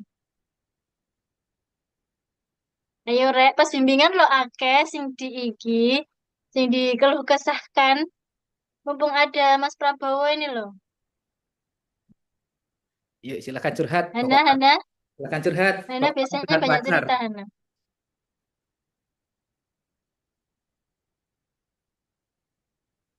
Ayo, Rek.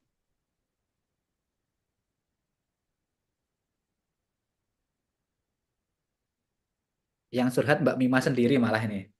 Iya, masa yang curhat saya. Teman-teman itu ini Mas Prabowo. Jadi kan sebenarnya ya kita sudah mengikuti TO 2 kali dari Aptir Mudi. Cuma yang menjadi apa ya keresahan teman-teman itu TO-nya itu dari pihak Aptir itu juga tidak diberikan ke kita. Nah, apa soal-soalnya itu loh, Pak Sigit. Jadi kita pun juga mau mengevaluasi untuk teman-teman pun juga agak kesulitan. Tuh. Dan ya karena TO-nya itu teman-teman juga tidak tahu bagian mana yang salah, bagian mana yang benar gitu.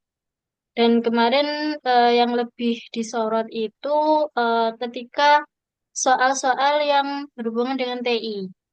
Nah, jadi pertanyaannya itu lebih ke eh, apa yang harus dilakukan PMIK. Jadi sehingga jawaban-jawabannya itu mungkin tidak bisa disalahkan karena itu adalah apa yang harus dilakukan gitu, Mas Sigit. Iya, iya, iya. Benar-benar. Iya, ya kayak gitu kayaknya. Kayaknya sekarang ini kok saya melihat kan pernah mencoba dulu kayaknya pernah eh, kayaknya Mas Widi juga pengembangnya dari Updermiki terkait dengan sistemnya itu. Nah, pernah mencoba juga sekarang itu bank datanya udah mulai bergeser ke ranah itu gitu.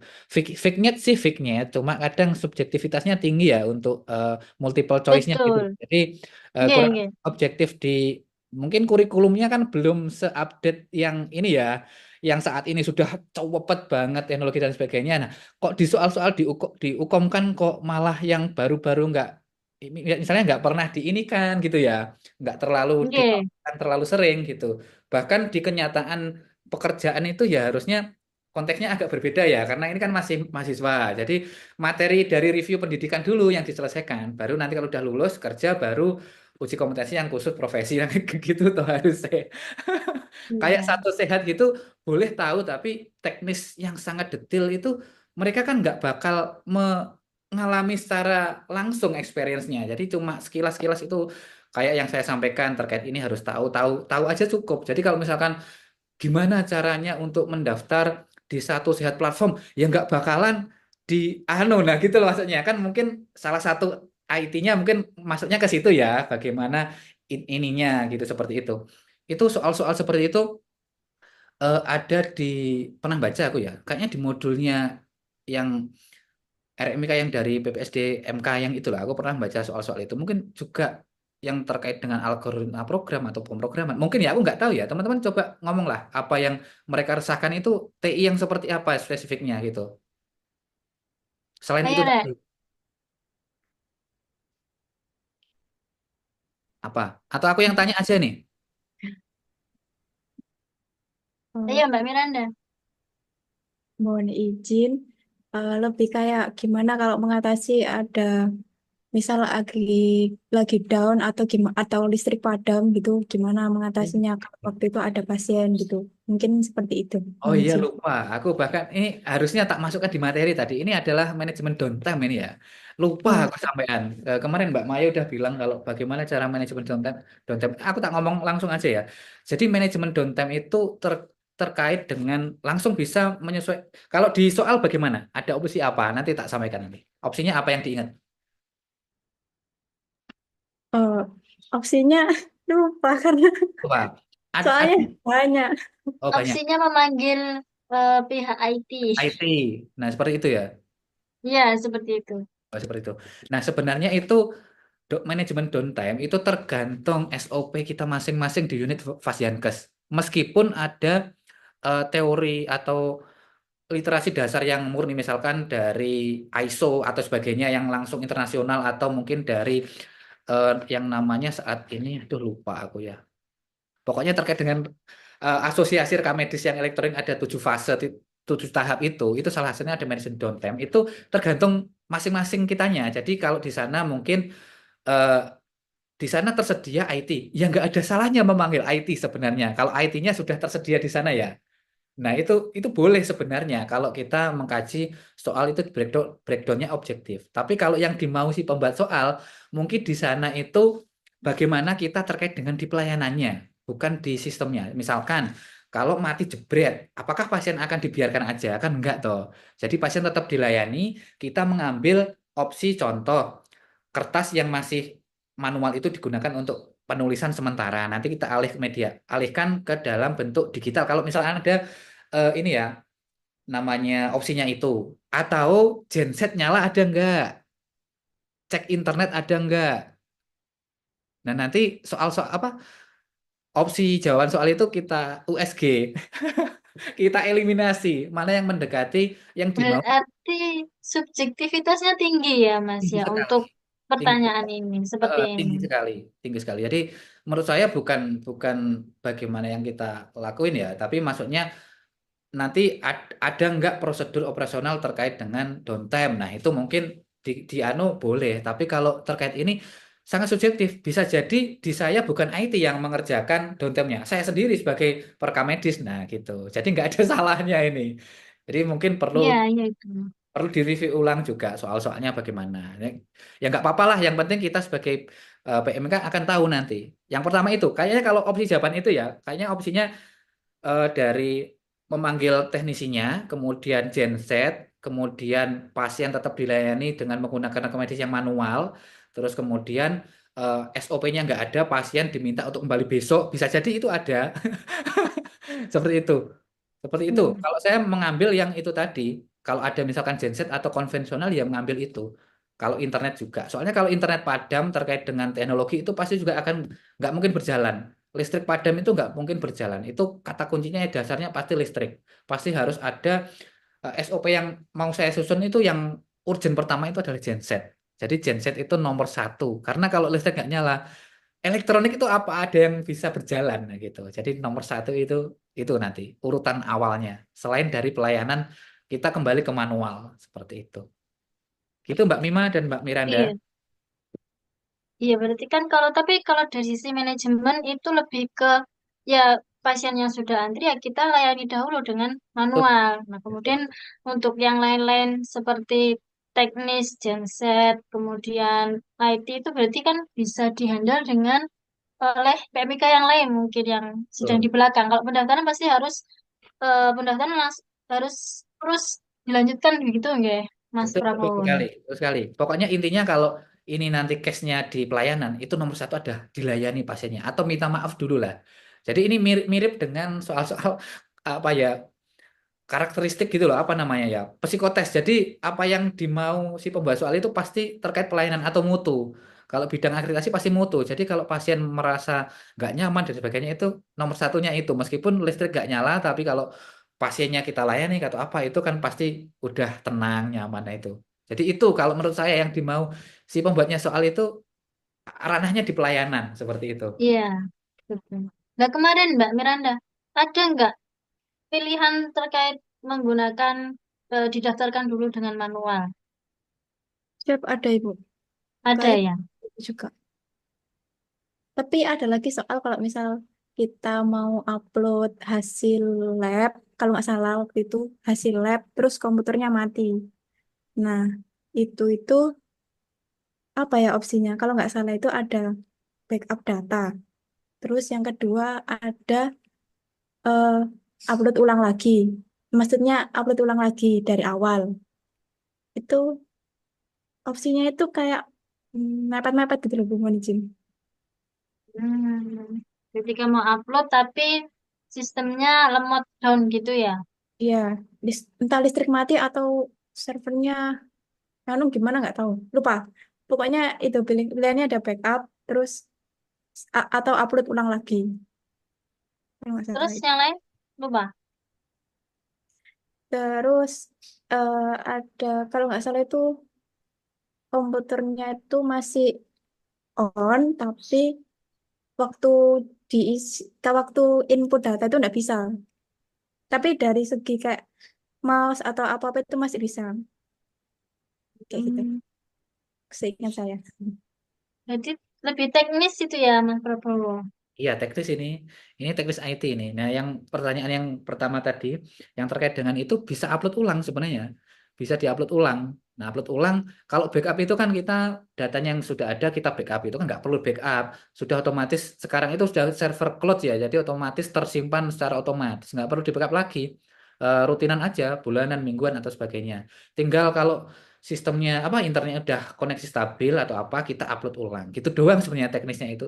Ringkas simple simple simple simple cuma mungkin opsi-opsi jawabannya itu dibuat biar kita bingung kayaknya jadi Bingung. nggak jelas namanya perbedaannya nggak dijelaskan secara detail gitu mungkin biar oh nanti biar ngambil opsi jawabannya inilah gitu mungkin opsi-opsinya itu beririsan gitu loh terus yang kedua tadi terkait apa tadi yang kedua tadi Mohon izin yang eh, apa macet perangkat tadi ya. komputernya masih bisa, tapi kayak di dalam sistemnya waktu input data itu nggak bisa gitu. Izin. Oh gitu itu bisa dipencet F5 sebenarnya kalau ada opsinya ya refresh itu namanya.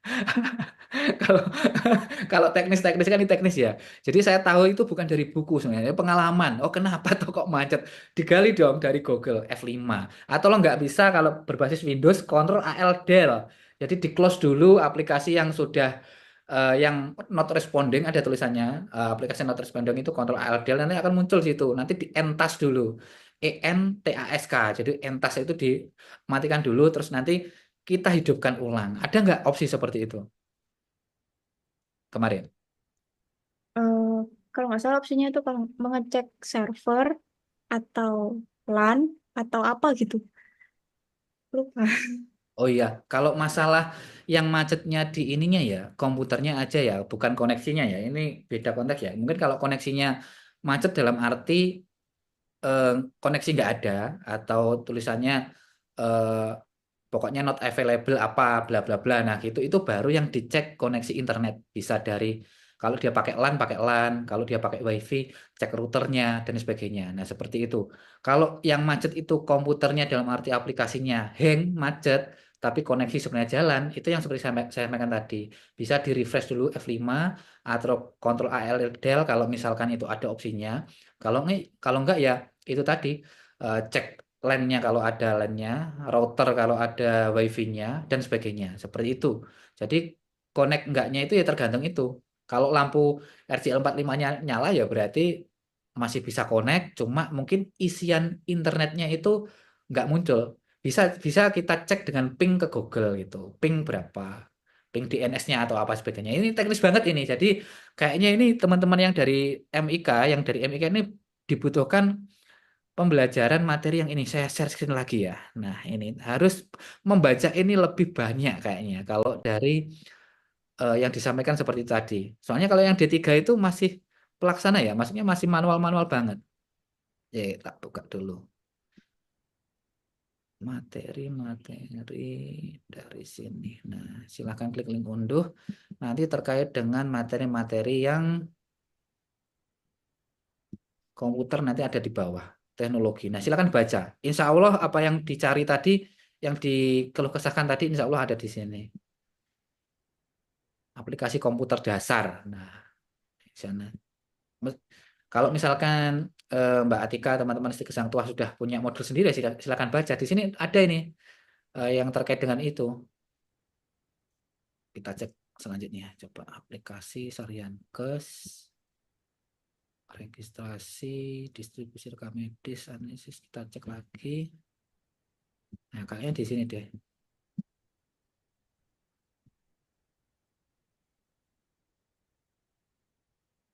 Nah, pokoknya terkait dengan program-program yang berbasis teknologi, itu insya Allah di sini ada ini.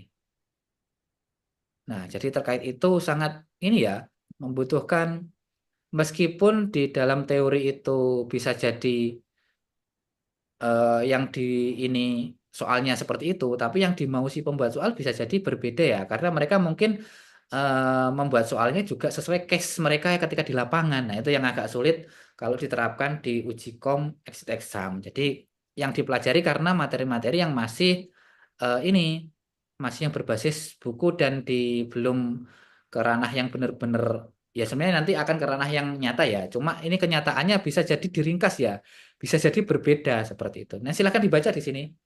Ada pokoknya aku pernah baca dulu terkait dengan hal itu. Oke. Itu Mbak Miranda dan Mbak Mima, nanti silakan klik di modul-modul itu. Jadi terkait dengan teknologi informasi, insya Allah di sana yang basic-basic itu ada.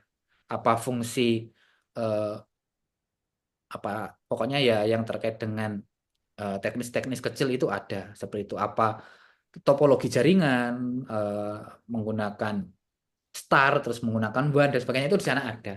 Oke, silakan dibaca nanti ya. Itu ya. Apalagi? Ada lagi nggak keresahan yang lain selain tentang TI? Mohon izin Ibu, Hmm. baru ingat apa waktu itu di tryout kedua kalau nggak salah dari Aptirmik itu bilang jika rumah sakit itu ingin terintegrasi dengan satu sehat, yang disiapkan itu apa? Nah, kalau nggak salah seingat saya, pemilihan jawabannya tuh kayak ada menghubungi Kemenkes terlebih dahulu. Terus ada juga menyamakan variabel datanya. Terus ada beberapa juga pemilihan. Nah, itu sebenarnya apa yang harus disiapkan oleh rumah sakit gitu ketika ingin terintegrasi dengan satu sehat. Itu, mohon izin arahannya. Oke, langsung saya jawab aja Mbak Mima ya. Iya, mangga. Jadi harus terregistrasi di data Fasiankes online. Jadi itu yang pertama. Meskipun kita belum punya seragam metadata, ini saya langsung praktekkan aja biar tahu teman-teman. Seperti ini nanti. Jadi semua rumah sakit, kemudian puskesmas, klinik dan sebagainya itu wajib terdaftar di DFO ini ya. Jadi kalau belum masuk DFO ini, kita nggak bisa interoperabilitas data meskipun variabelnya kita sudah sama. Jadi daftar dulu ya. Artinya lapor ke Kemenkes itu mungkin ini ya, tapi nggak tahu ya. Harusnya itu spesifik ya. Opsi jawabannya misal daftar DFO, menyiapkan variabel metadata, terus kemudian menyiapkan perangkat apa komputer dan sebagainya. Nah seperti itu ada nggak di sana menyiapkan perangkat-perangkat dan sebagainya itu? Mohon izin, lupa. Sepertinya tidak ada, ke teknis aja. Dan waktu itu kalau nggak salah saya jawabnya Kemenkes karena di PKL terakhir itu dengar ada petugas bilang kayak punyanya kita loh belum di ACC sama Kemenkes, jadi belum terintegrasi gitu. Jadi saya berpikirnya, oh mungkin harus ke daftar ke Kemenkes ya langkah awalnya. Sehingga saya menjawab itu. Untuk Benar. siap. Benar sekali Mbak. Jadi ini loh, aplikasi berbasis web yang digunakan oleh Fasienkes untuk melakukan data setiap periode waktu tertentu dengan username yang diberikan. Nah, Fasienkes itu wajib login antara lain rumah sakit, klinik, praktik mandiri, laboratorium, dan UTD. Nah, ini Fasienkes yang sudah registrasi di sini, di Kemenkes, jadi nanti akan bisa menggunakan platform Satu Sehat. Jadi nanti di sini ada Satu Sehat lagi ya. Satu Sehat platform namanya. Nah, jadi harus terdata di sini. Terintegrasi di sini ya. Daftar di sana tadi, terus di sini juga login ini, daftar. Nah, di sini. Jadi arti laporan itu daftar di sini, Mbak. Nah, ini saya contohkan di tempat kerja saya. 3940. Nah, jadi kalian udah langsung tahu real kenyataannya ya, seperti ini nanti. Monitoring integrasi Satu Sehat. Nah, ini terintegrasi ini. Mendapatkan kode sandbox. Nah, kode API ini rahasia ini. Jadi harus dimasukkan ke dalam ini namanya ke dalam DFO ini nanti. Akan masuk ke sini. Jadi harus login di sini juga nanti. Ribet ya. Jadi ini harus tahu teman-teman ternyata.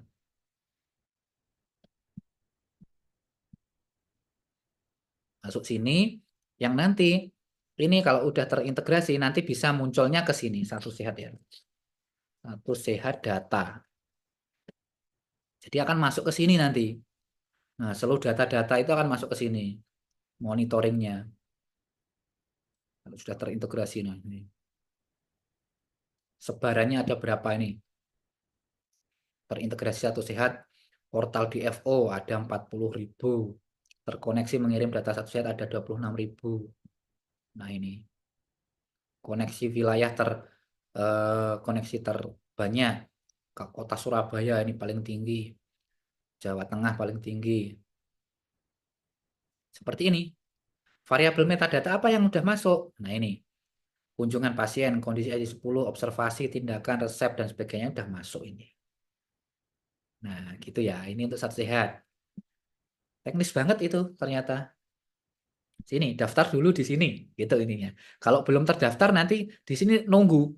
Data belum terverifikasi. Nah ini yang dimaksud itu. Nah ini belum. Jadi mengisi formulir, verifikasi, dan setujui. Nah nanti udah kalau sudah bisa masuk, nanti bisa masuk mengirim data ke sini. Oke, gitu ya. Siap, terima kasih Pak.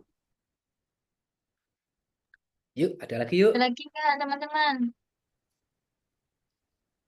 Yang statistik Fasienkes gimana? Aman? Aman ya? Sudah, Yang tidak ada lagi yang ditanyakan?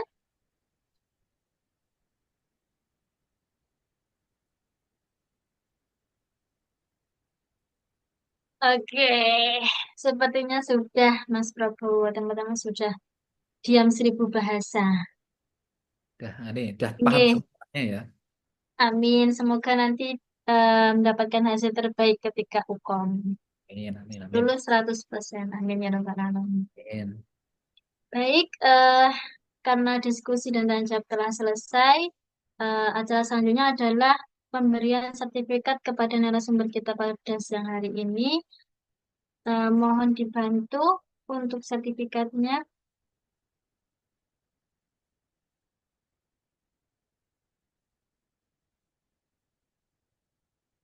Mohon izin kepada Ibu Ari Susanti untuk memberikan sertifikat kepada narasumber. Waktu dan tempat saya persilahkan.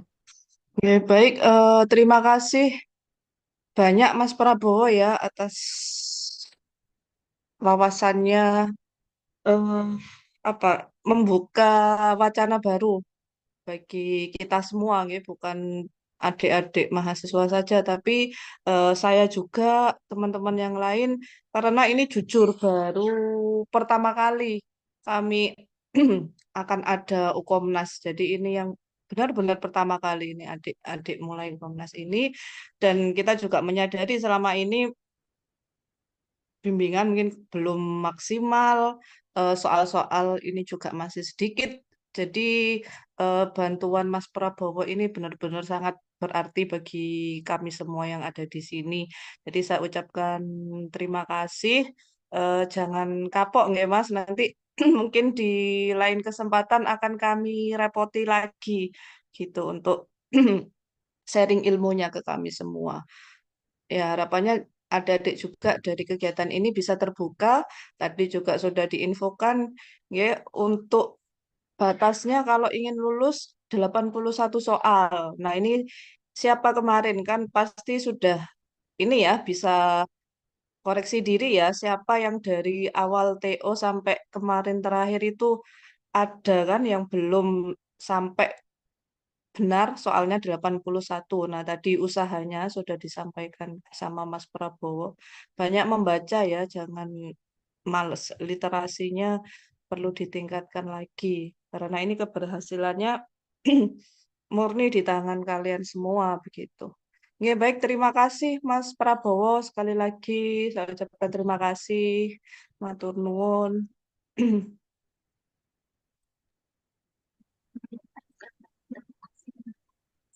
Ibu Prabowo mungkin ada eh, kalimat penutup penyemangat bagi adik-adik PMI, adik-adik D4 MIK ini, Mas Prabowo. Kalimat ini ya, kalimat konklusinya seperti biasa. Enggak. Kayaknya sudah cukup tadi ya. Mau mau ikan sepat ikan cakalang kok tadi kok sudah sering tak gunain gitu. Nggak, kayaknya cukup dengan ini ya, percaya dengan diri sendiri bahwa kita bisa, itu aja udah cukup. Jadi pokoknya sebelum kita ke orang lain, jadi jangan kita bergantung boleh sama orang lain. Misal kita tanya, kita ibaratnya paling buruknya lah kita nyontek ke buku itu boleh kalau kita tahu tempat nyonteknya ya. Kita udah nyontek tempat nyonteknya nggak tahu kan membuang waktu ya Mbak Mima ya. Jadi kita percaya dengan diri sendiri, kita baca meskipun kita nggak hafal nggak paham. Kalau kita pernah baca itu pasti terbersit dikit lah ketika menemui soal tentang itu, kita pasti tetap ingat. Jadi tetap nomor satu adalah kalau saya pribadi itu adalah membaca. Jadi ketika saya bekerja pun, kalau misalkan ada aturan baru atau apa, itu bahkan saya tuh mau males loh buka grup di tentang pekerjaan ya. Ini program kementerian baru ke rumah ke dinas kesehatan provinsi, ke kabupaten, ke puskesmas. Kalau nggak saya baca itu saya nggak ngerti nanti yang dimau itu apa gitu ya. Jadi nanti yang dimau oleh Ukomnas pembuat soal teman-teman baca lagi dan perbanyak latihan soal gitu aja wis percaya diri. Jadi yang membantu itu diri kita sendiri dan kuasa Tuhan gitu. Oke, sekian Mbak Mima. Baik, terima kasih saya ucapkan kepada Mas Prabowo dan juga semangat kepada teman-teman tingkat akhir D4 MIK Stikes Surabaya. Semoga nanti mendapatkan hasil yang maksimal, hasil yang terbaik, lulus 100%. Amin ya rabbal alamin. Baik, karena sudah berakhir, sudah hampir jam 3, kita akhiri acara pada siang hari ini dengan bacaan hamdalah. Alhamdulillahirabbil alamin. Baik, terima kasih Mas Prabowo. Izin bisa meninggalkan Zoom, tidak apa-apa. Mohon izin, terima kasih atas bantuannya pada siang hari ini. Iya. Terima kasih Mas Prabowo. Terima kasih, Pak.